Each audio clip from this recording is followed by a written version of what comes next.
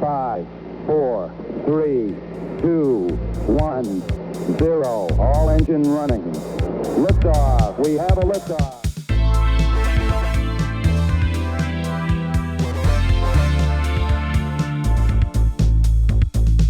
You're listening to Tabletop and Beyond with your host, Justin. But before we get started, how was your Geek Week? And co-hosts Dan and Jason. You have to be willing to let the dice help you tell the story. Okay, look, this year I'm going to stop mispronouncing words. Join us as we cover board games to war games and beyond.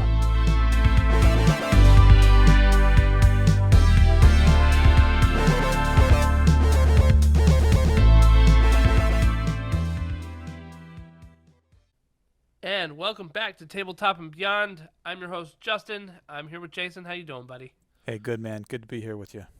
We are missing Dan tonight. He's out scouring the internet for more news articles, I'm sure.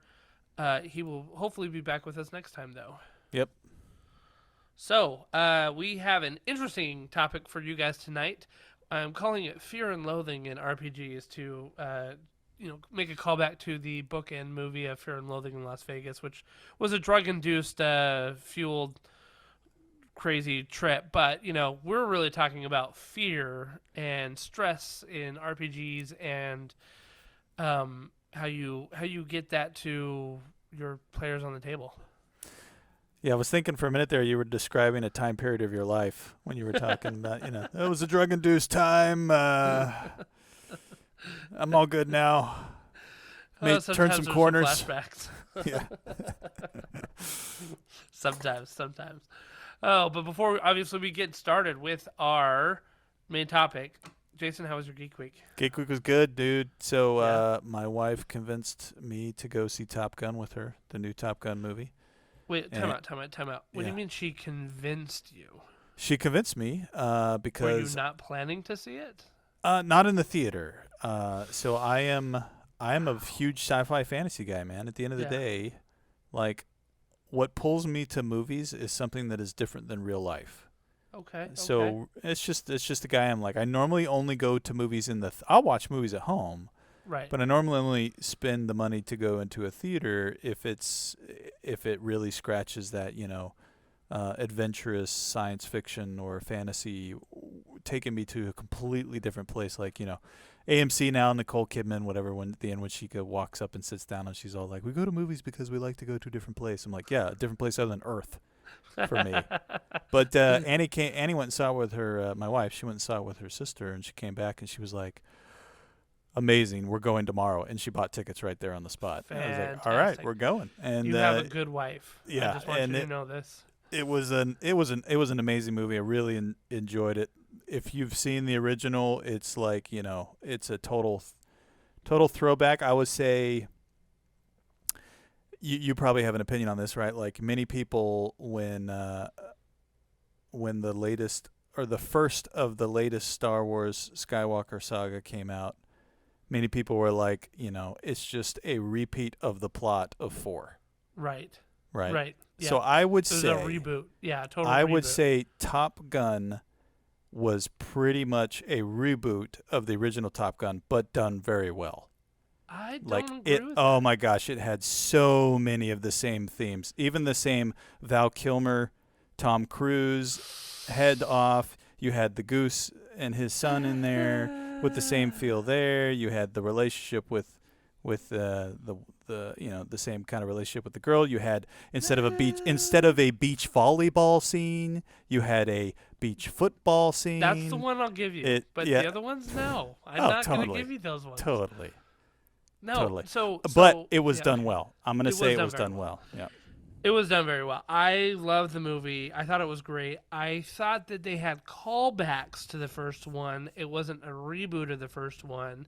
Mostly because they had a mission that they were trying to do versus them going through the training. Do you know so what that's I mean? true. But they went through the training. Like the whole movie was about training. There was a mission at the end. The only difference between that and the first Top Gun is they didn't know they had a mission until the end of the first Top Gun. That's true. They still went through the training throughout the whole movie, and then there was the mission at the end. Yep. And I agree with that. In terms of Tom Cruise's Maverick's relationship with Penny, who is Jennifer Connelly, which by the way, She was stunning in this movie. Like My she wife is sitting absolutely behind was. me in the room, so I have no comment on that. She has a mature beauty that does. like I think is unparalleled in many of the older actresses in our day, because like you can tell like she hasn't had work done really. You know what I mean? Like you can tell some of the actresses that have work done to stay relevant. I don't She feel like she's at that. she But, definitely very well plays that hard to get, very mature, highly intelligent woman that's enjoying where her life is to a yeah, degree, but is very sharp and very perceptive of everything that's happening around her. And right. it gives her that, you can tell that Maverick definitely has this like enticing pull to her. And I guess they've had what's implied in the movie is that they've had history since what happened in the original Top Gun. Exactly. Yep. Yep. So yeah, and I really like how they did that, because they didn't have to tell this. It's a great example of storytelling where you don't have to tell the story to tell the story, right? Right. It was right. like one line that Penny said, and then you got it. You're like, oh, okay. Yeah, yeah, 100%. There's a lot of stuff that I thought was kind of left up to the imagination to fill in the blanks, right? Mm-hmm. That they did really well, and just kind of maybe they made a passing reference to it to kind of put it to bed, and then they went on. I'll tell you what really got me, honestly, was the scene with Val Kilmer in it. That was pretty emotional to me. Yeah, I didn't think I was going to get emotional, but I did. So I don't think we've really revealed any spoilers yet. No. But yeah, it was emotional for me too. I would say that they did that with such good taste. Yeah. Especially knowing Val Kilmer's current situation in life. It was unbelievable, and I had read an article that Tom Cruise had specifically said, "We're doing this movie with Val, or we're not doing the movie." Yeah, right. There you go. To get him in there, and they had to go through some really like challenging hoops to make the scene what it was, because that like Val Kilmer's situation now, he can't speak really, so they had to use AI to like help kind of fill in some blanks, and I thought it was great. It was a very, very, very good situation. So yeah, great movie. Loved it. Go see it. You guys need to go see it if you haven't yet, because it's really good. Yeah, go see it. We saw it on IMAX too. So I was gonna say this is a theater movie. It really is. It really is. Watching, and what else is really cool is that these actors really flew these jets. Like now did they experience 10G? No, I'm sure they didn't experience 10G, but they absolutely flew these jets, and they were filmed. This movie was filmed with cameras in the cockpit of these jets. So when you're watching this movie, it really hits home a lot more to appreciate the fact that these guys actually are flying these things. Yeah. It's really cool. Anyways. I was going to say just one more thing is that this movie was supposed to come out in 2020. Oh, yeah, dude. And, it was kind of becoming a butt of a joke of like, oh, is Top Gun going to get delayed even more, And, again, this was Tom Cruise said, we're not showing this movie unless it is in the theaters.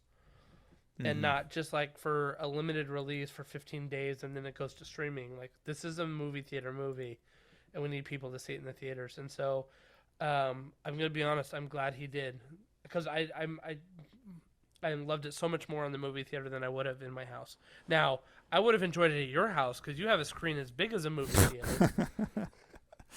Yeah, but I don't have that giant like moving audio 7-point whatever that you can get, And anyways, great movie, highly recommend it. Great experience, and one where all of the actors put a lot of passion into making a movie for the fans. So there was not one bad performance in that. There really wasn't, and you can kind of see. Spot on.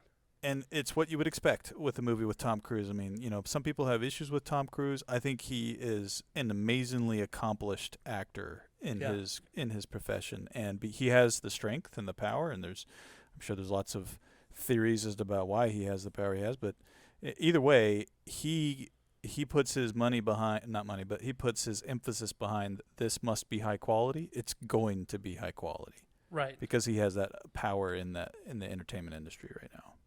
Yep. Yeah. Anyways, good stuff.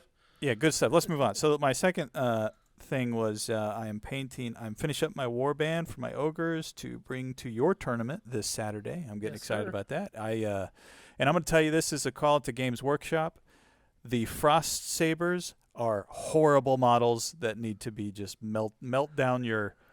It's just, they're Are they that horrible. They are they look like somebody carved them out of box cutter wood, and decided not to smooth the edges. I mean, they're like so edgy and cornery and sharp, and they're just the ogres. A lot of the ogres have some really cool stuff. Like the Tyrant is an amazing model. Yeah. But He's a lot of the pretty new, ogres, though, right? yeah, exactly, and that's my point. Is a lot of the ogre stuff is still like you can't even buy it not on square bases, and square bases aren't approved. Right. But they still come with square bases in the box. So it's like Games Workshop has, they have not upgraded their ogre line in a while. And to be fair, the actual base ogre models I think still look great. I don't think they. Yeah, I don't think, and the gluttons are, well, the body of the ogres is kind of a default across the entire army. I don't think they even need to upgrade those, but it's the side stuff, like the Frost Sabers, the Yetis. Yetis, yeah. Yeah, the what is it, like the not Gorgon, Gorger, I think. Yeah, yeah. Anyways, they're just, you can tell they're really dated models. So I said, screw that, and I actually went out and I found a sculptor who sculpted some Frost Sabers the same size to be able to do this, and I paid a guy on Etsy to 3D print them for me. Okay. So he 3D printed them. I think they are gorgeous sculpts. Awesome. And I'm really excited to bring them to the tournament. Still put them on the right base size, right? Yeah, of course. To be regulation there. But anyway, so I'm excited. Going to have this ready to go. You had asked me a little while ago about being able to proxy things, and I think that a lot of tournaments, unless they're like official like Games Workshop tournaments, which there are some, right? The Warhammer Opens that are going on. Unless they're like official Games Workshop ones, like most of the tournaments around here, especially like the RTTs and even some of the majors, they will let you proxy models as long as it represents what it is. And it sounds like, I mean, they probably look and seem like amazing Frost Sabers. Yeah, so I just, not for our listeners, but I just posted a link in our little chat thing for you so you could take a look at the current Frost Saber models and compare them to the quality of the other Games Workshop models that we have seen as of late. It's just, I think they just need to be updated. We'll just leave it at that. Yeah. But anyways. The original ones, yeah. They've got really boxy heads.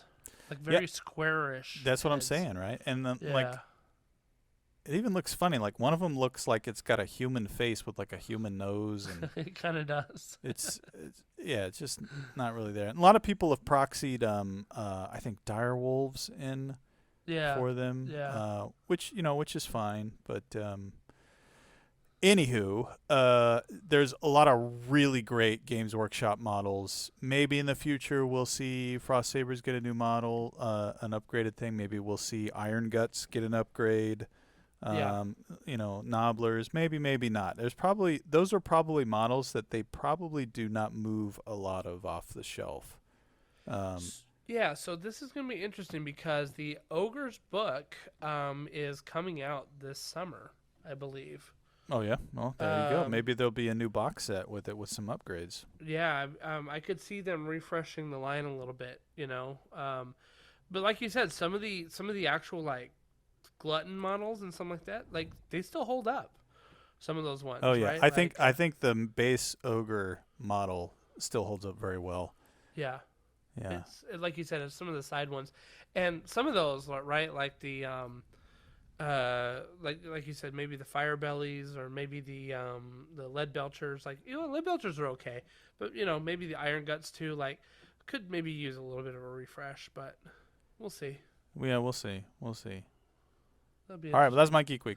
Nice. Mine has been focused on getting a successful event together on Saturday, right? So I have been pulling together stuff. I've been combing through some of the different books for Warcry to come up with some good mission packs. I'm going to pull primarily from the Tournament of Champions 2021, but I think that there's a mission, a treasure mission that is in Red Harvest that I probably will end up using. That's supposed to be pretty good. And yeah, right now we have 4 people signed up. 4 out of 16. Which is fine because you know what? Like even if we have everybody play everybody, that's still like 3 rounds, and it was supposed to be a 4-round tournament. And you know, it's just going to be good practice for some people that have not played, totally. Right? And so, and this is going to be a little bit different, like for you even, where you're saying I'm bringing a tournament list of Warcry than just a normal like narrative list. Yeah, right? It's a list I have. I've never played this list. It's one I put on our website. It's a themed list. But I think it could do okay. But I need some experience with it. So even if it's just a few games, that's fine. Totally fine with me, right? Right, definitely. Yeah. So so I've been pulling some stuff together. I'm gonna have the tournament pack ready here in the next day or so.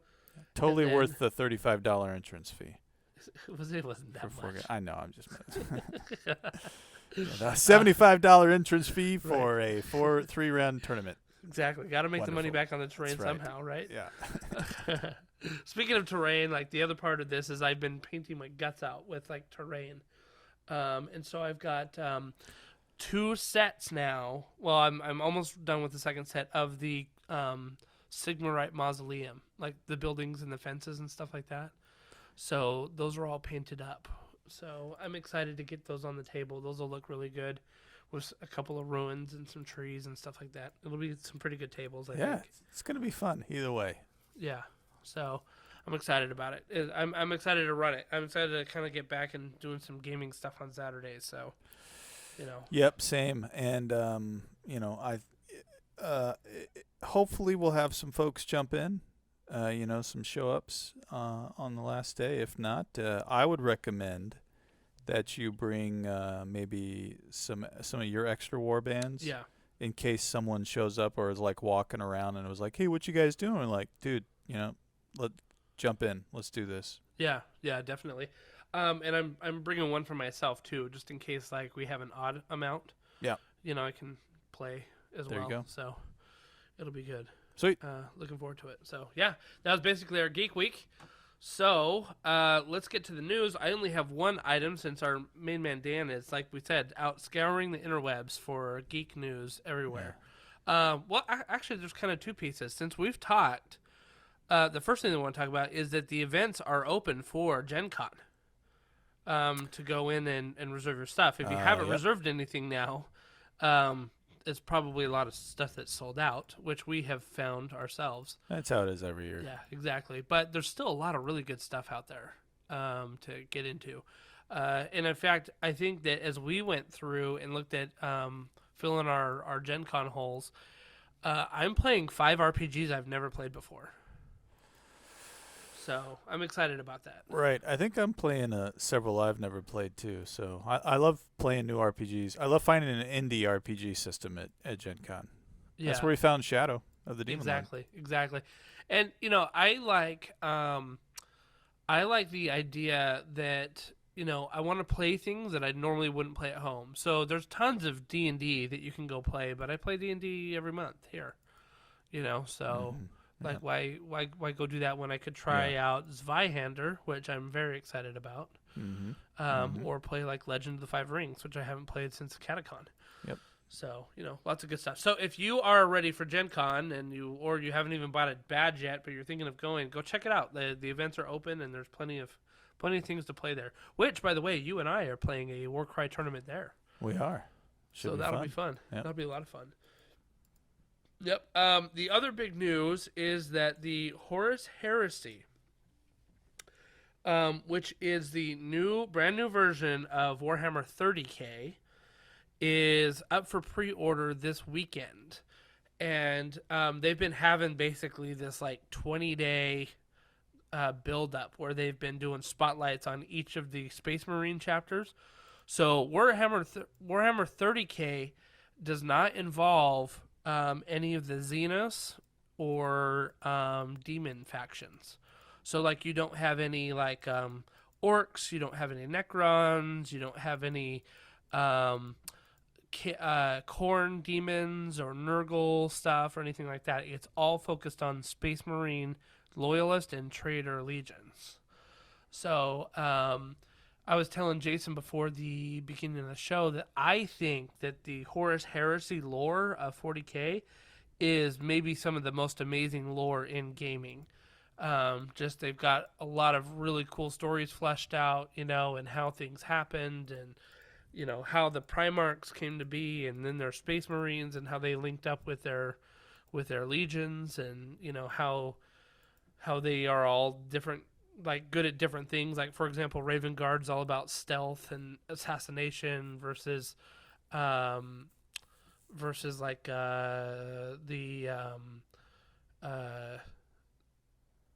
why am I White Scars, which are all about like mobility and like hordes of motorcycles and chainsaws, right? Like that's pretty cool. So anyway, basically they've got a box that comes out with 2 complete armies, and you can paint those armies any way that you want, right? So all the armies have the same models essentially, and then they have different abilities that will distinguish them on the field of battle. So, and they've all got apparently Mark III armor, which is, from what I understand, like a big deal because that's really around like 30th millennium of when this was happening, versus the Mark IX armor that you see in some of the Primaris models nowadays, right? Anyway, so very cool stuff. The box retails for like $300.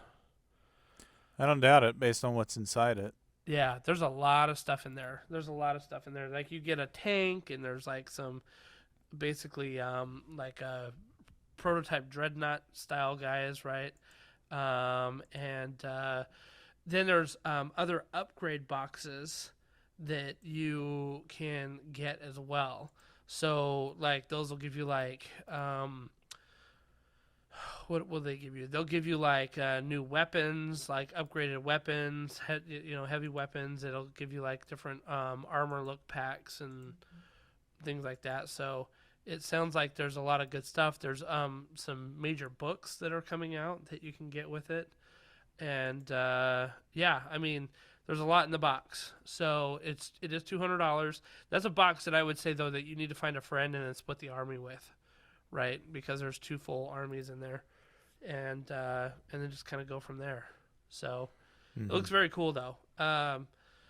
It's like the collector in me says like get all the armies and make a legion for all of them out there, right? There's 20 legions. We don't know what happened to 2 of them. That's redacted and classified. So there's 18 legions out there that you could make an army from. So a lot of really cool stuff. So, yep, that's out there. So, if you're interested, go to thehorusheresy.com. That's Games Workshop's page that's dedicated to this. And there's a lot of buzz about it right now because obviously it's coming out and kind of completely revamping the Warhammer 30K game. So, pretty cool. Yeah. All right, cool. That's all the news I have unless you got anything, Jason. Nope, no, I don't think so. I think you sign up for your Gen Con events and make sure you get into some fun games. Absolutely. All right, well, let's get into our main topic. So what we want to talk about is fear and stress mechanics in games and kind of how they work. So I think it's important, though, that there's the mechanic side of it, and then there's sort of the narrative side of fear and stress, right? Mm-hmm.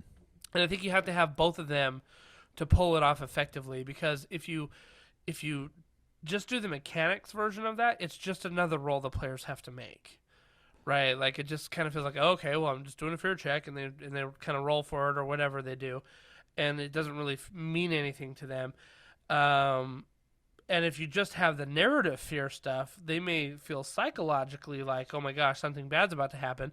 But if nothing actually happens to the character, if they don't have to do anything, well then, like, what's the point, right, of doing it? Yeah, so remember, you're playing a role-playing game. Mechanics are there to help drive and adjudicate the narrative when you reach an impasse in being able to progress just from a story perspective.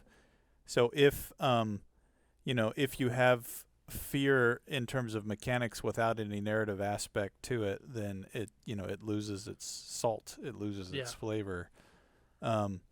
I think though that I would say that conversely, you can actually have fear from a narrative perspective without mechanics if you have a good group at the table that embraces the role play of the thing. But if you have a group that maybe needs that tangible drive to help them kind of adjudicate what's happening with their character, rather than maybe not have as much of an imagination to play along with it, then having a fear mechanic that has narrative that has narrative and mechanic tied together, I think can absolutely help in a system, which I think is what we want to talk about. Yeah, and I mean, it's interesting because what was it, back in 2018 when we did a Catacon, we did a whole panel on introducing fear into your campaign, and we based it off of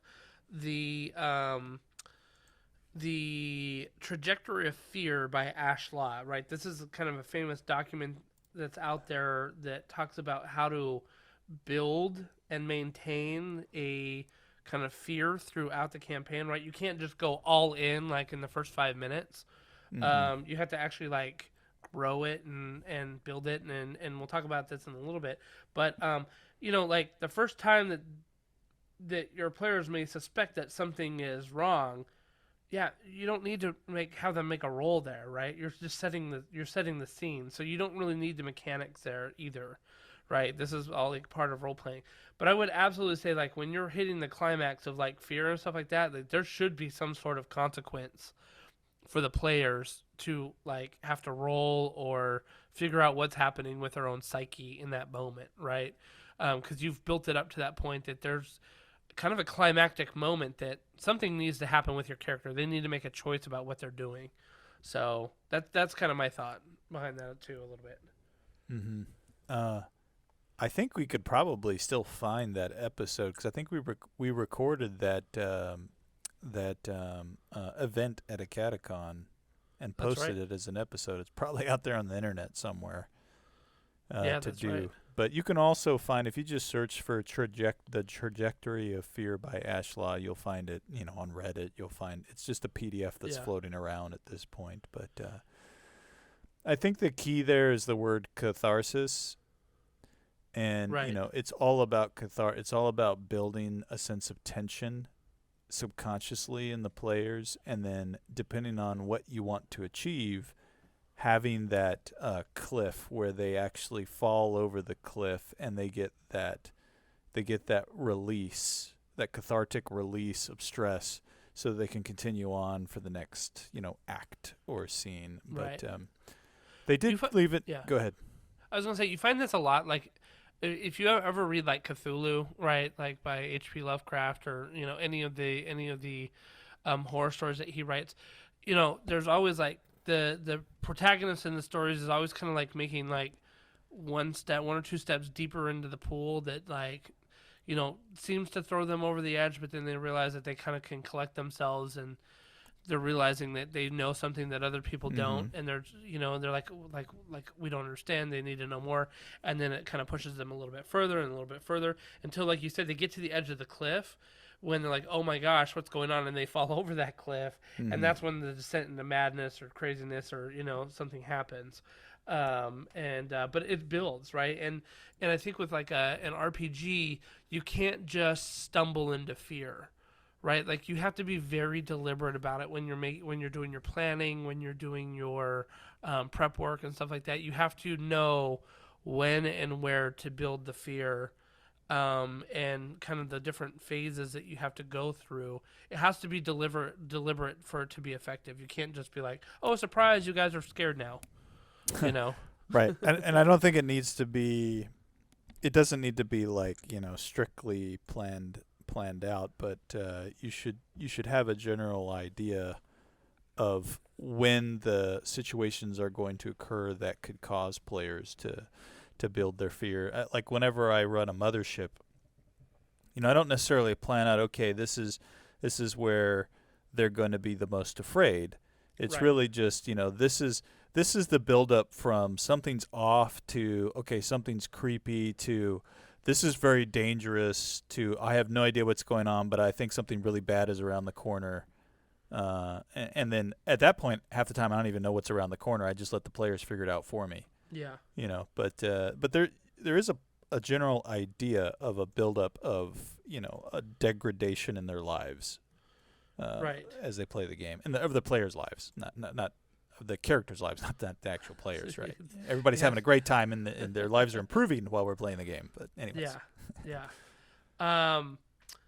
Yeah, I was gonna say that as we were going through the new Alien book from Free League Publishing, fear and stress is obviously a key component in that game, and we'll kind of get into the mechanics of that in a little bit. But one of the things that I thought was amazing is they had a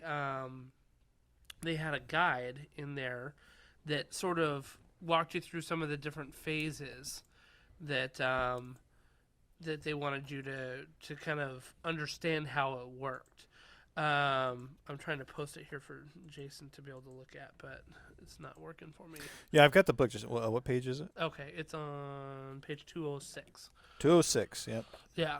So it starts yeah. like their thing says, I mean, first off, obviously this is an Alien IP, so their first step is like riff from the movies, right? Like if you've got good source material that like was tense when you watched it or read about it, like play on that, right? Like you don't have to reinvent the wheel of like what is going to be scary in this world. Like we all know that, facing down a xenomorph is freaky as crap, or we all know that seeing acid blood drip down through the ceiling is cause for major concern, right?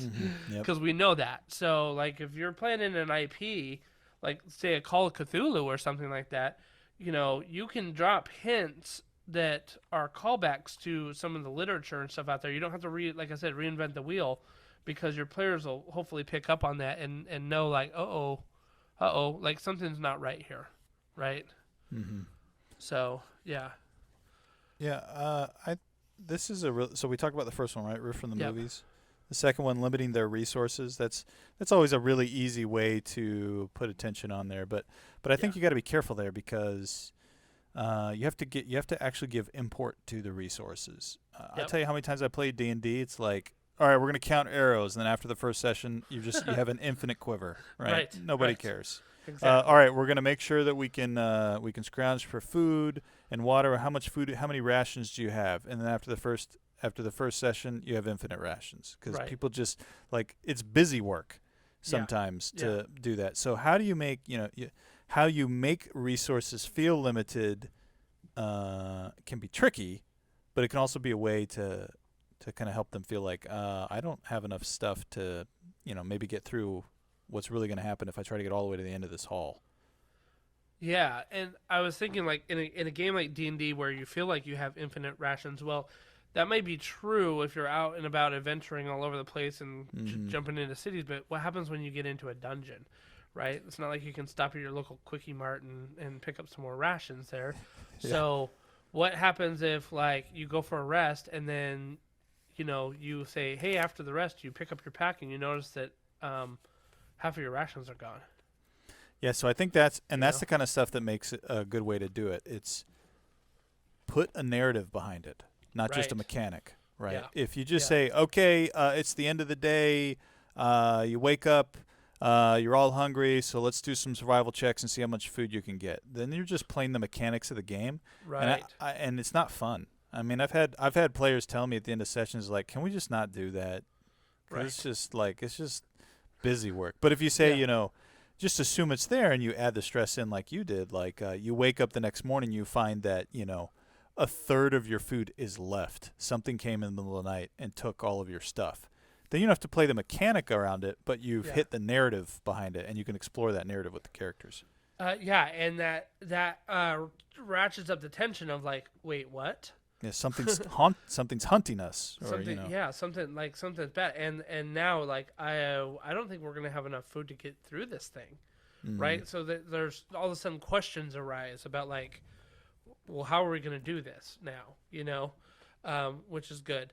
The third principle that they have here is stay in the shadows, and I think that this kind of builds in with what was in that treaty by Ash Law, which is you can't ramp up. You can't go from 0 to 10 like in one fell swoop. Like it becomes comical at that point. You know what I mean? Like oh my gosh, this thing just jumped out at me. Like what the heck? It's got to be like one of my favorite stories in Cthulhu or in H.P. Lovecraft stories, and I'm forgetting the name, but it's the guy that inherits the mansion, and he hears rats in the walls. In fact, I think it might be called Rats in the Walls. It's called Rats in the Walls. And he hears the rats in the walls, right? And like, it starts to drive him crazy. Like he hears it, and it gets louder, but every time he goes to check it, like he doesn't find anything. Like there's nothing there, right? So that's what I think it means by staying in the shadows, right? Is like you hear something or something pings on your sensor, but then when you check it out, nothing's there. Weird, and that will ratchet up the tension as well, obviously. Yeah, that one ties into the next one very well, which is to increase the pressure, right? So if things start to go wrong, it says when things start to go wrong, basically let them all go wrong at once. Like when it starts to hit the fan, let it hit the fan, right? Yeah. It's stay in the shadows for a little bit, but then once that cookie starts to crumble, man, let it crumble. You let those dominoes start falling, and that's going to really increase the pressure on the players. Not only does the power go out in the leg of the station they're in, but the O2 also starts to drain. Right. Exactly. At the same time. So it's like, holy crap, now we got to really figure this out, and we got a time limit to try to figure this out, or we're all going to suffocate. And we only have a third of our rations left. Yeah, what happened? Yeah. I think and Billy's missing. Right, exactly.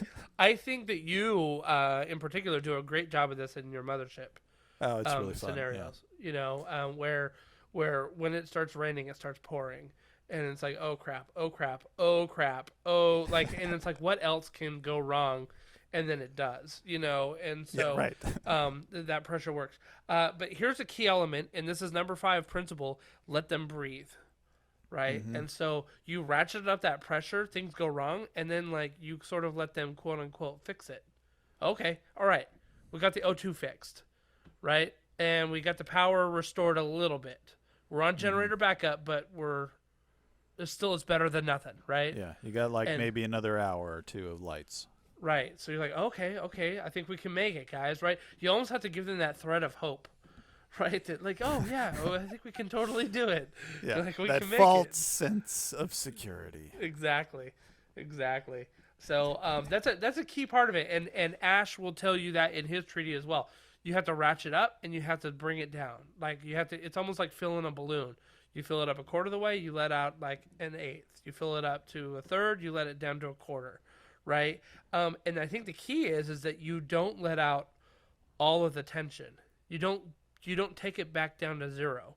Like if you start at 0 and you go up to 4, you bring it back down to 2, right? There's still something going on in the background. And then from 2, you may get up to 7 and you bring that back down to 5.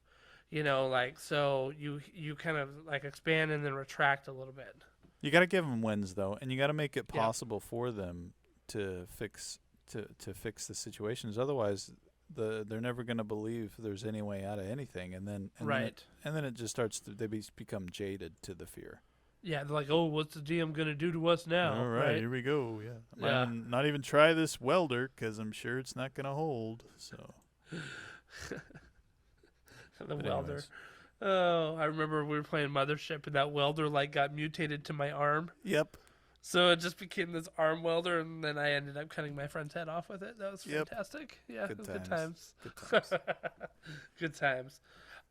So the sixth part of this, right? So you let them breathe a little bit, and I think this actually relates to something that you just said, meaning that you need to let them get some wins. Here it says the 6th thing is fuel their agendas. So let them feel like they're accomplishing the things that they need to accomplish, right, and do what they need to do. I think that's very important. Yeah, I do this in Mothership in a way that is a little specific to the Mothership system, but I think it is applicable across the board. In Mothership, there's two things I do whenever I run a system. After everybody's made their characters, we do two things. We roll for a patch, which is literally like an arm patch or like a jacket patch, right? Yeah. And that patch gives you a little bit of sense of your character and a little bit of background on your character. And the other thing we do, which I think is more important, is we roll on a nightmare table. Right. So everybody that has ever played Mothership with me, when we start the game, everyone has had a nightmare, and that nightmare sets a very strong role play for your character, but it also tells me what I can do to pull on the strings of your character down the road. And I use that kind of as the agenda for that character. And we played one once with one of our buddy Nick, and he had a nightmare that he and sometimes they're very vague. Like he had a ball in his hand, and I think it said he pulled the pin on the ball and let go. And as we were playing the campaign, or not the campaign, but the session, he started to, get a lot of stress. He was panicking, and his character really started to go like really off the deep end. And while everybody was fighting all these creepy crawlies and trying to knock him off, he just decided, all right, it's time to live my nightmare. And he pulled a grenade out, pulled the pin, and dropped it right at his feet. That's right.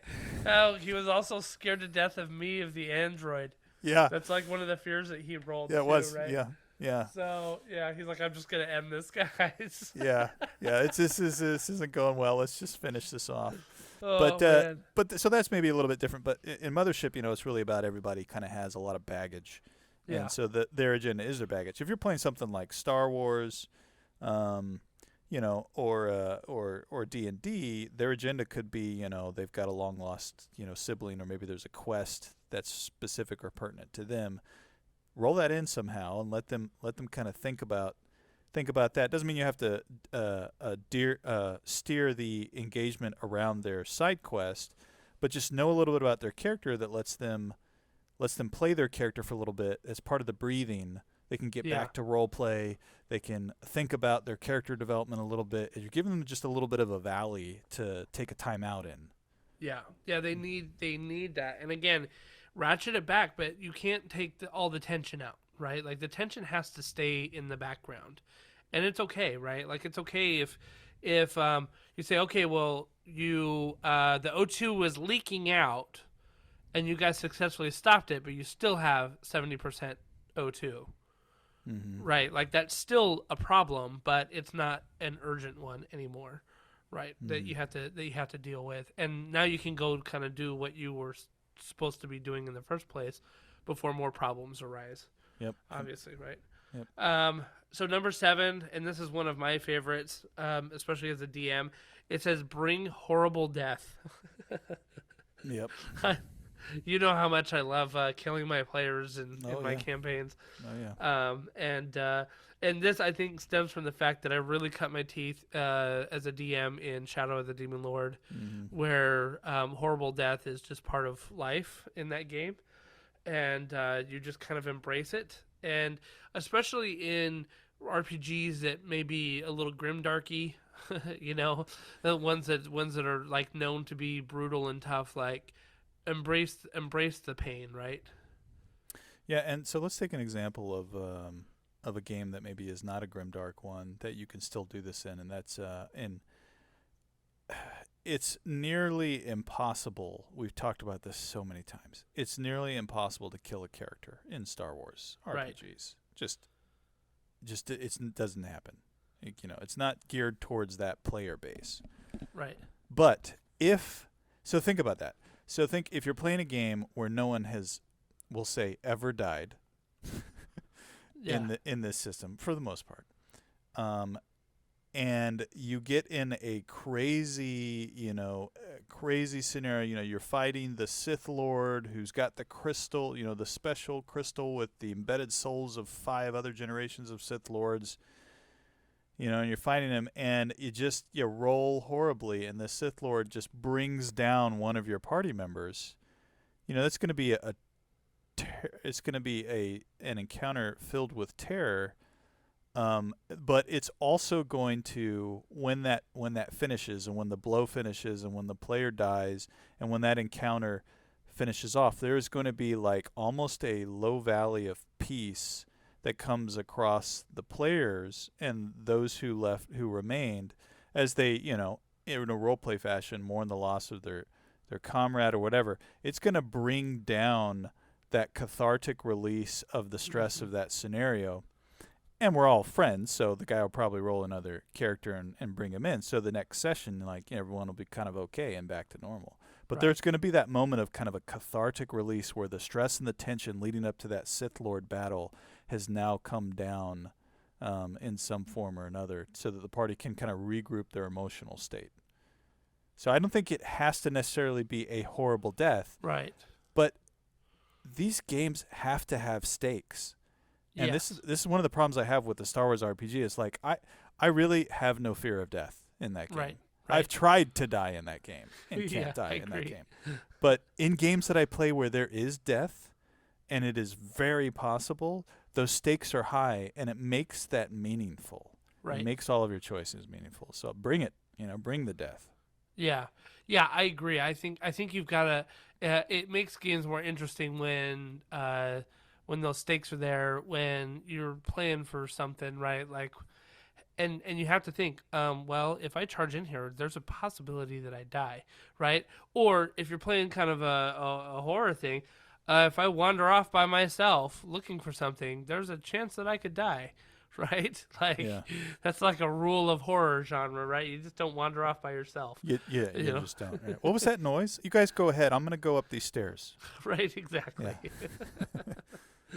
Yeah. That's great. So yeah, I mean, I think death has to be a part of it, right? Or the threat of horrible consequences. Horrible consequences may be a really good way to say it. Yeah, it doesn't necessarily have to be death, but there have to be strong consequences to things. Right, like you could go severely mad, right? And that could render your character almost unplayable because they are like literally in the loony bin now. Mm-hmm. And that's just as bad as like a horrible death in a sense, right? So so the last principle that they say reveal the universe, and it took me a little bit to kind of understand what they're saying here.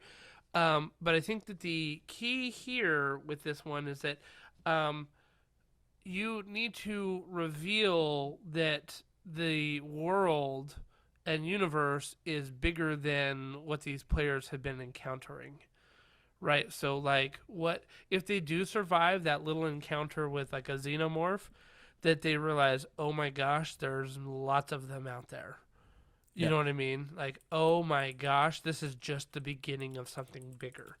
And I thought Shadow of the Demon Lord did a decent job with that of allowing you to like basically say like, yeah, you did this one thing in this one city, but it's much bigger world out there. I think Call of Cthulhu is very good with that, because your players realize, oh, there's a supernatural world that we had not seen before this, right? Yeah. So this reminds me in the Hitchhiker's Guide to the Galaxy. There is a device called the Total Perspective Vortex. It's a machine that was built specifically to show lesser creatures the vastness of the universe around them. And so, like, you stand in this machine, and it basically says, "Here you are." And then here is everything else. And the thing about this machine, and of course in Douglas Adams fashion, like everyone who goes into this machine comes out madman because they just, their brains can't process it. But the even more funny thing about this is that the entire machine, I think, is powered off of a single slice of cake. So it's just like the absurdity of this absurdity of your life compared to the vastness of the universe and the insignificance that you have in the larger existence around you. I think does a good job of instilling a sense of maybe not terror or fear, but Right. awe, AWE, right? Awe of the unknowable things that are still waiting for you, that are out there, beyond what you just went through just now. Yeah. I'm trying to think. I'm thinking of the Alien IP, right? In the movies.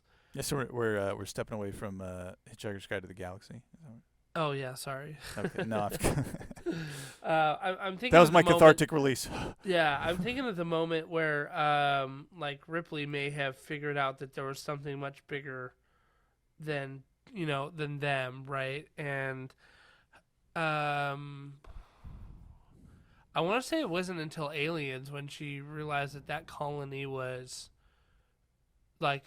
gonna be completely demolished, that she realized it was a bigger problem. I think probably at the end of Alien, where she put herself in the sleep. She was just trying to survive. She's like, "Holy crap! Yeah. There's this monster. Yep.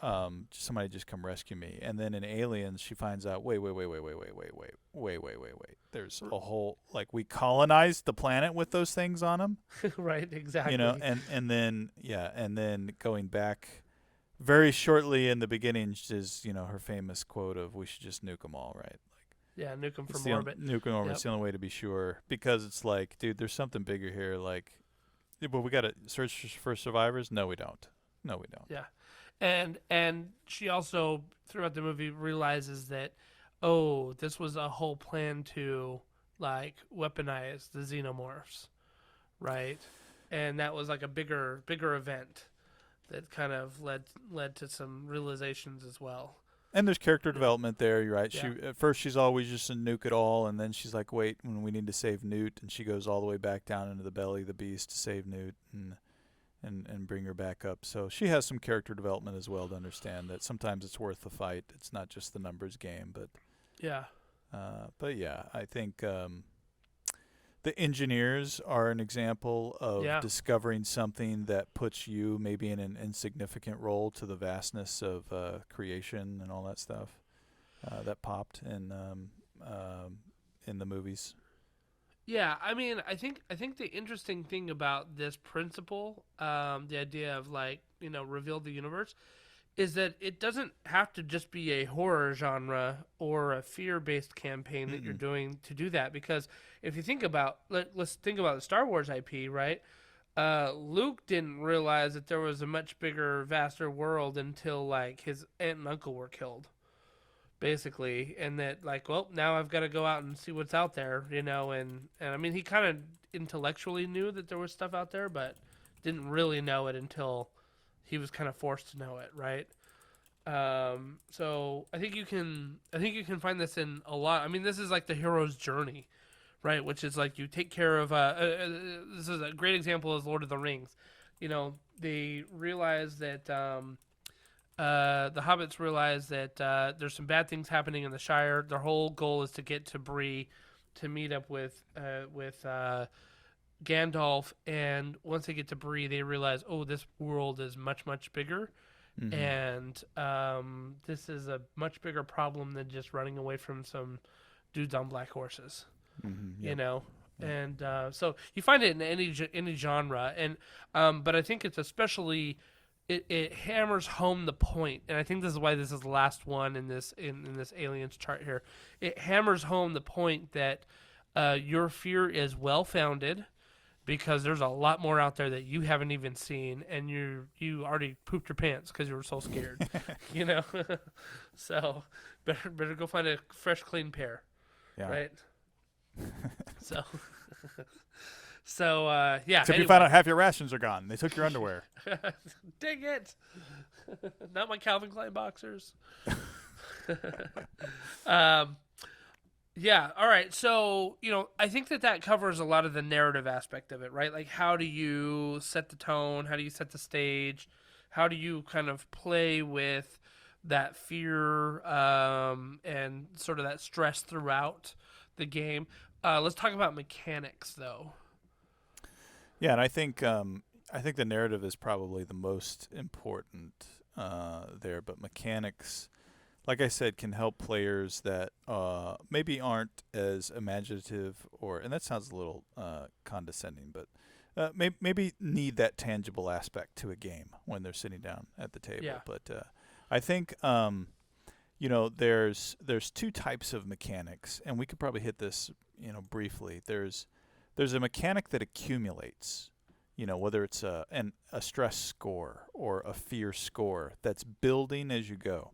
Then there's like, I don't know what to call it, but maybe there's just like single events where something happens, you have to make a roll and then a fear roll of some sort, and then you suffer consequences based on the result of that roll. But then that's it. There's no lasting effect or accumulation of the event there. And I think that games where I have felt there is a true connection between mechanics and narrative have an accumulation effect versus just a single event. What do you think? I totally agree. We were talking just before the podcast about different systems that we have used that have sort of a fear-based mechanic, and you and I both were like, does D&D even have one? And fortunately, I was able to grab my DM guide, right, and I pulled it out, and it's a additional rule that you can play with. It has it's an optional rule. It's an optional rule that you can play with that has fear and horror in it. But what it says specifically in there is like if they come across something that would cause fear, if they come across something that would cause abject horror, have them make a roll. Right, and so it is a one-time roll that you would do and be like, oh my gosh, I failed that roll, now I'm scared. And I think I've used this in our Rime of the Frostmaiden campaign. I think I had you guys make a fear roll at one or two times, and that makes you afraid, so that puts you in that condition. And so then you have like, disadvantages on certain things. You've got, you can't do certain things anyway. That puts you in a certain condition, but then you can always make the roll for it on your turn to stop being afraid, right? And get that willpower back that you might need. I don't know how I feel about like the one time thing. I think like sure, like if you stumble into like,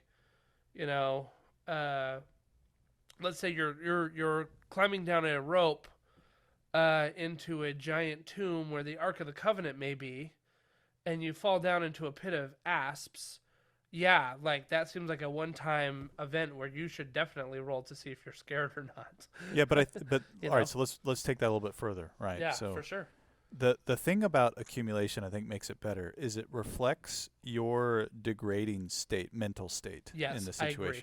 Yes. So if you fall down that rope and you're in the that tomb and there's snakes all around you or whatever, you're going to have a roll right there. But then something's going to accumulate on you so that, the next time you move to the next room to try to get out of this place, you're going to be more on edge thinking there's going to be more snakes or more things that are out there. So the accumulation, which will make the next time you encounter something even more difficult to deal with because you're already on edge. That's more realistic to me, and that which puts it more into a tie to narration versus just mechanics. I agree, and I mean let's pull this Indiana Jones thread through, right? Yeah. First thing he does, right, is he's like, you hear, Indy, why is the floor moving, right? And he throws this torch down there, and he goes, snakes. Why did it have to be snakes? Yeah. So right there, that's where an accumulation for Indiana Jones should have gone up. It's starting. Yeah. It's starting, right? Like it's like, oh crap! Like he's already in that state of mind that you said, right? Next thing you know, he gets forced to go down there. And he falls down, and there's that cobra that just like right in front of his face, right? Oh boy, like if that doesn't make you tense, right? But that's not even enough to get him over the edge, though, right? He kind of kicks some sand and gets the snake away, and then he gets that little gas can, and he's able to like make sort of a ring of fire, And he's like, okay, like he's handling it a little bit, but then that fire goes out. And they kind of find it. He's like, I gotta find a way because the snakes are coming through the walls, right? So then he like breaks through the walls, and Marion, who's there with him, is freaking out because she's watching that flame literally flicker out on the torch that was keeping the snakes at bay. Yeah. And then he comes back from her, and she sort of like gets through the walls. And I remember distinctly, she rounds the corner as he's kind of pushing her through the passageway, and there's a skeleton right there with a giant snake coming out of its mouth. Yeah. Right. And she freaks out at that moment. Right. So this whole thing, which is, you would not think that Indiana Jones is a horror film. I would never classify Indiana Jones as a horror film. But here was this 10-minute example of how to manage fear within this moment. Right. Yep. Where it ratcheted it up from the beginning, and then ended with her like freaking out because like she sees a skeleton with a snake coming out of her mouth. Like she was losing her mind at that moment until he grabbed her and said, "Come on, come on, come on! Like it's like you got to get out this way. Here it is. Yeah. You know." Somebody's passing their wheel checks. Right, exactly. I mean, of course he would. Not her. Yeah, so let's talk about a couple, just briefly, a couple systems that have kind of this accumulation. One, we should go ahead and mention Alien, the Alien RPG, right, which we've been just talking about, right? So they have the concept of stress dice, which actually really cool mechanic because, you accumulate stress for various reasons, but when you accumulate stress, they add dice to your pool when you try to do things. So it can actually help you accomplish tasks. Right. By giving you a greater chances to get successes, which are getting 6s on dice. However, stress dice also have a special mechanic where if you get a 1 on a stress dice, then you could potentially panic. Yeah. So it's like it ramps up your ability to succeed, but also at the cost of potentially making you panic. And the more stress you get, the more you could potentially succeed, but also the more possibility to do a panic roll. So I think that's a really cool accumulating mechanic in the game that as you play out. Yeah. I think it's very cool because if you think about it, right, stress can actually give you like clarity in the moment. Yep, totally. Right, because like stress can make you be like, okay, I need to focus on this thing and do it, right? And that's kind of what it's representing. But stress, if it goes too far, will break your mind. Totally. And cause you to panic, right? So, and what I like about this with the alien thing is that you can get stress from things that don't make you scared necessarily, like not being able to prime an engine correctly can give you stress dice. You can put, and there's a mechanic for pushing your luck. If you fail a roll, but you haven't panicked, you can try to roll it again, and that adds a stress. So there is also there's the kind of the fear stress. But there's also the kind of pushing your limit stress that can add into this game. Yeah. So I like it. I like it because if you are on edge already and you're having trouble getting an engine started and it doesn't work the first time, you're going to start to freak out a little bit. Yep. And not maybe because you're scared, but because you're just starting to be like, things aren't going the way that they are planned. Oh, come on. You know, you're banging the wrench. Like, come on. Yeah, so I think it's a cool mechanic. I think it's and a great accumulation because in theory you could have like 10 stress dice in there in theory, right? Like you probably won't ever get that many, but you could get a whole bunch in there and like. I'm pretty sure you get up to that amount, and you're going to panic one way or the other. But yeah. So another system, real quick, is Mothership, which we talk about a lot. It also has a stress mechanic a stress score that builds, and as that stress score builds, every time you get stress, you have to make a check. You have to roll over your score, so as you get more stress, there's a greater chance you won't roll over your score, and when you don't roll over your score, you have the potential to panic. And panicking in Mothership is very bad. That's when the fun starts. Yeah, it really is. So it's very bad for your character, very fun for the player. Right. So I like that. I think and you get stress really quickly and a lot in Mothership. But Mothership also has the ability to remove stress, just like Aliens has the ability to remove stress. But you have to have a moment's grace to actually step aside and focus on removing it. But so it's kind of the same as the Aliens a little bit, except stress in Mothership never helps you succeed more. It's always detrimental to you. Right, exactly. But what are some other ones? So one thing that we talked about before was Shadow of the Demon Lord. Oh, yeah. This was one of the first ones that I encountered where you had an actual like insanity slash madness mechanic built into it, right? Because you really didn't have that when I played D&D.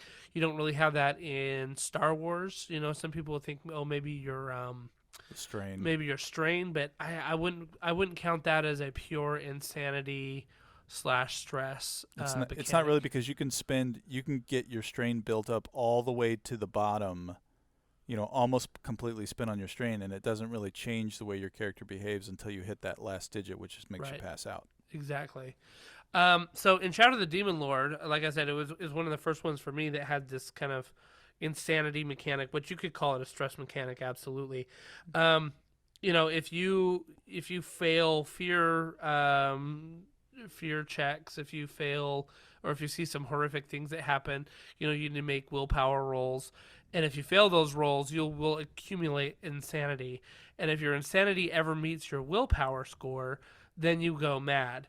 And they came out with a supplement later on that had long-term madness and short-term madness. And so, you would roll 3d6, and if you rolled between a 3 or between a 4 and a 12 or something like that, you ended up getting short-term madness, and between a 12 and 18, I'm probably making numbers up here. Between a 12 and 18, you get long-term madness.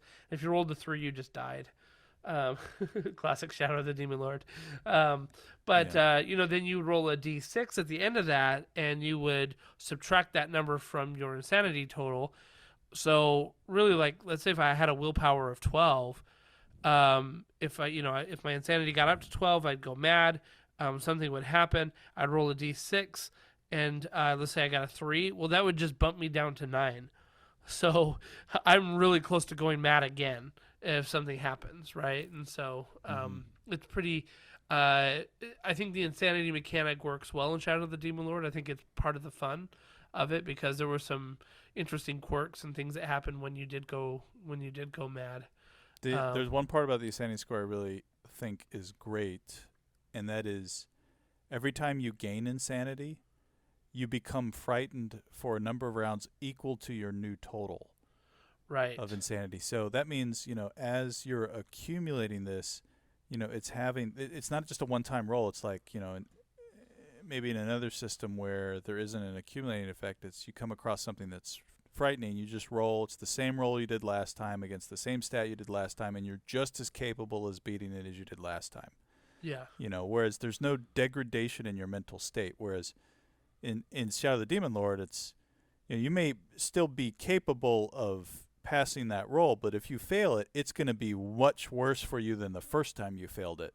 Right. You're going to be even more frightened because you're just like, man, I just cannot catch a break. And then, your character is really going to be frightened for, it's just, man, this world is just turning against me. And it's just, it's a good way of tying a narrative for the crumbling feeling of safety that these characters have in kind of these grimdark games.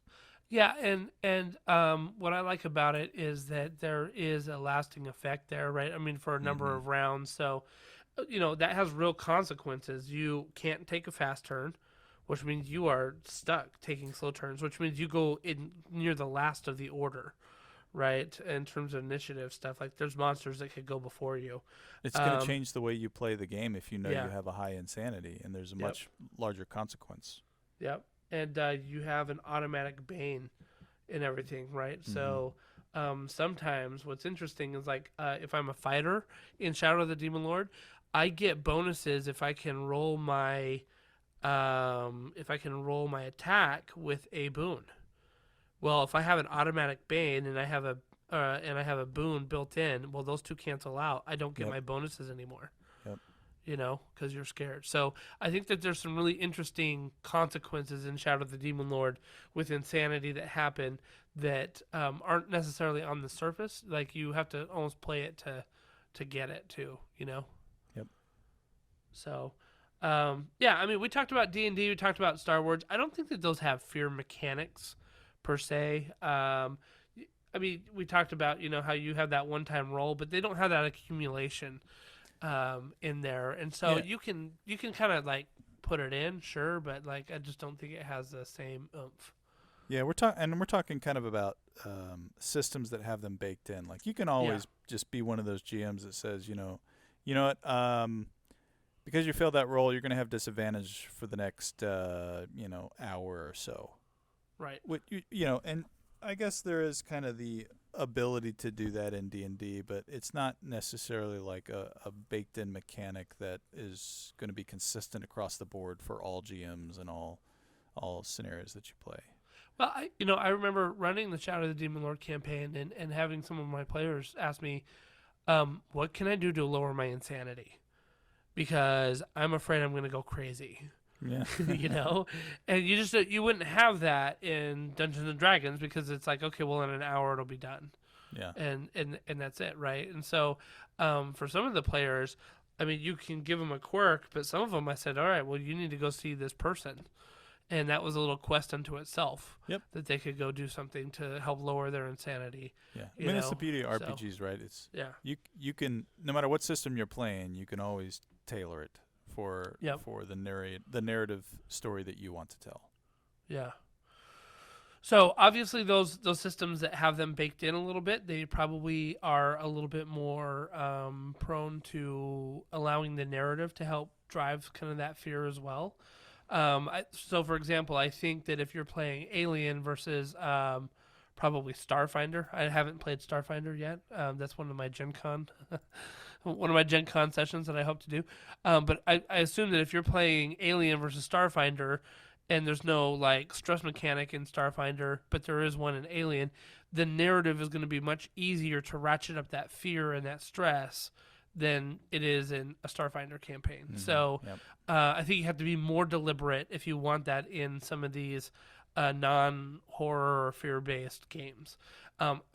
You can absolutely do it. I'm not saying that you can't, but you have to be even more, like I said, deliberate about planning that in there and making sure that the mechanics match the narrative of what you're trying to do.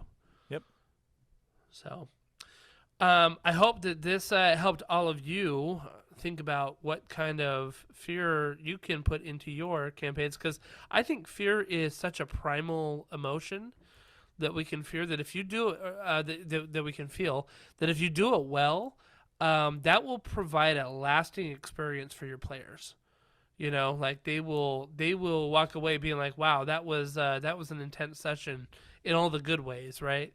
And we liked it, and man, it was kind of freaky, and I didn't think we were gonna make it, but somehow we did, and they get that cathartic release that you said in the end, and that's a very, very memorable emotion that they will tie to the enjoyment of the game. Yeah. So hopefully you took some good things from that. If you guys know some other RPGs that have some great fear-based mechanics in that, let us know. I'd like to check them out. I know that we have Vaesen, right, which is also from Free League Publishing, which is kind of that Nordic folklore horror. Mm-hmm. But if there's other ones out there that you guys think are great, let us know. Hit us up on Twitter. Hit us up on Facebook. We'd love to hear what you guys think about putting horror into, fear and stress into your RPG sessions. And if you've got some good ideas, please let us know. So thank you for listening, and, keep the dice rolling. Have a great night. See ya.